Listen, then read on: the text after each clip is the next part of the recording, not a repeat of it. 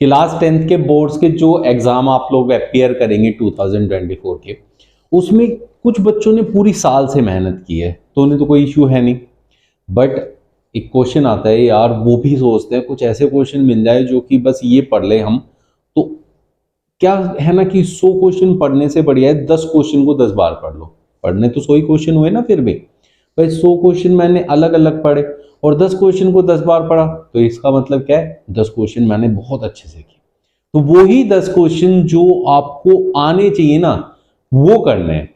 तो coordinate geometry के ऐसे 5 क्वेश्चन है जो कि आप लोगों को आने चाहिए, जिससे आपका काम हो जाएगा। अब जिन्होंने पहले से पढ़ा है उनको नॉलेज बहुत हो जाएगी, लेकिन जो अभी तैयारी कर रहे हैं चैप्टर वाइज से कुछ क्वेश्चन करना चाहते हैं और मार्क्स पूरे लाने चाहते हैं, भाई उनके भी मार्क्स पूरे आ सकते हैं। तो वही चीज आज बताने आया कि कोऑर्डिनेट ज्योमेट्री में से कौन से 5 इंपॉर्टेंट क्वेश्चन आप लोग कर सकते हो। चलो मैं बताता हूं कौन कौन से क्वेश्चन हैं जिन पे आपको ध्यान देना है।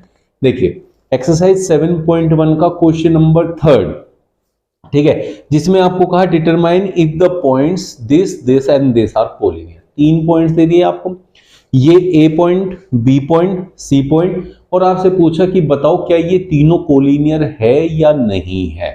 इसका सॉल्यूशन मैं आज नहीं कराऊंगा, सिर्फ आप लोगों को इंपॉर्टेंट क्वेश्चंस बताऊंगा। तो पहला इंपॉर्टेंट क्वेश्चन कौन सा हो गया बच्चों आपके लिए, एक्सरसाइज 7.1 का क्वेश्चन नंबर 3, ठीक है, एक क्वेश्चन हो गया। 5 ऐसे क्वेश्चन कर लो और इन क्वेश्चन को करके जाओ, कोऑर्डिनेट ज्योमेट्री में से अलग कोई क्वेश्चन करने की जरूरत नहीं पड़ेगी, ठीक है भाई। सेकंड क्वेश्चन एक्सरसाइज 7.1 का जो क्वेश्चन नंबर 7 है, जिसमें कह रहे हैं find the point on the X axis which is equidistant from this and this. 2 point दे दिया, let it be A and B. वो कह रहा कोई एक पॉइंट है जो कि एक्स एक्सिस के ऊपर है और वो इक्विडिस्टेंट है इस ए पॉइंट से और बी पॉइंट से। तो वो जो पॉइंट है जो एक्स एक्सिस पे लाई करता है वो बता दो क्या है, तो उसकी वैल्यू आपको फाइंड करनी है। दूसरा मोस्ट इंपॉर्टेंट क्वेश्चन हो गया। 2 क्वेश्चन हो गए एक्सरसाइज 7.1 से, तीसरा क्वेश्चन भी 7.1 से बनता है। 3 क्वेश्चन 7.1 के हो गए और 2 क्वेश्चन आपके 7.2 के हो गए, बस यही 5 क्वेश्चन करने हैं।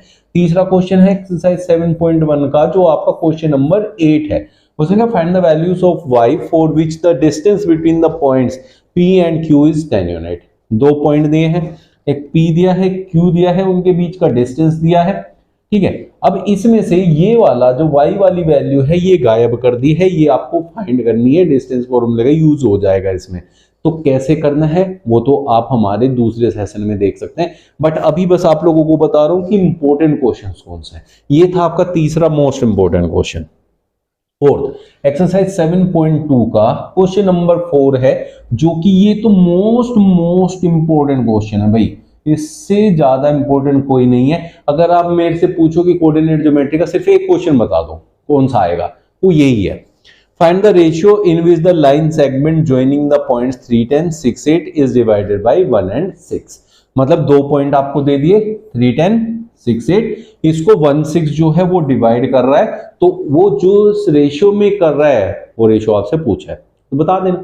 ये सिखा भी रखे हैं मैंने आप लोगों को, बट आप लोगों को बस मोस्ट इंपॉर्टेंट क्वेश्चन आज बताना है और ये तो सबसे ज्यादा इंपॉर्टेंट क्वेश्चन हो गया, ठीक है। लास्ट क्वेश्चन जो आपका कोऑर्डिनेट ज्योमेट्री से बनता है वो है एक्सरसाइज 7.2 का question number 10। Find the value of area of rhombus if its vertices are. आपको क्या दे रखा है, यहां एक रोम्बस है, उसके चारों वर्टिसेस दे रखे, उन वर्टिसेस की वैल्यू दे रखी है, तो आपसे पूछा है एरिया बता दो उस रोम्बस का। ये 5 मोस्ट इंपॉर्टेंट क्वेश्चन जो अगर आप कर लेंगे तो कोऑर्डिनेट ज्योमेट्री में से इससे अलग कुछ नहीं आना, ये करके चले जाओ भाई, यही सबसे इंपॉर्टेंट क्वेश्चन है। कल फिर मिलूंगा नए और मोस्ट इंपॉर्टेंट क्वेश्चंस के साथ, जिसमें आप लोगों को बताऊंगा कि क्या आ सकता है किस चैप्टर से। तो नया चैप्टर जो कि आप लोगों के लिए एक सरप्राइज होगा कि कौन सा चैप्टर आएगा वो मैं बताऊंगा कल, उसमें से क्या इंपॉर्टेंट क्वेश्चन होंगे। मिलता है कल फिर नए सेशन में। Thank you.